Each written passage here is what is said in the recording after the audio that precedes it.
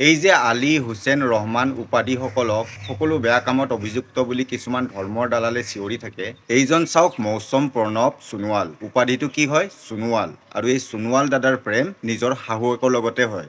আৰু এই বুঢ়ী শাহুৱেক ধনেশ্বৰী ৰাজবংশীক লৈ পলাই গ'ল। এতিয়া কি ক'ব ধৰ্মৰ দালাল কেইজনে?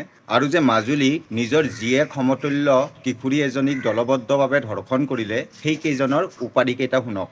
খগেন দলে, ধৰ্মকান্ত পেগু, যোগেন দলে আৰু নাথুৰাম দলে। মগজ নোহোৱা ধৰ্মৰ দালাল কেইজনক ক'ব খোজো, অপৰাধীৰ কোনো জাতি নাই, অপৰাধীৰ কোনো ধৰ্ম নাই। আমাৰ সমাজৰ কিছুমান ধৰ্মৰ দালাল আৰু নিউজৰ কেইটামান চেনেলে কেৱল ভিউজ আৰু TRPৰ কাৰণে মুছলমান জাতি এটাৰ সৰু ঘটনাটো ডাঙৰ কৰি পইচা ইনকাম কৰে। কাৰণ সিহঁতে ভালকৈ জানে যে মুছলমান শব্দটো ইউজ কৰিলেহে TRP আৰু ভিউজ আহিব। গতিকে মুছলমান এটা ব্ৰেণ্ড হয়। আৰু মুছলমানৰ শব্দ ইউজ নকৰিলে সিহঁতে খাব নাপায়, মৰিব।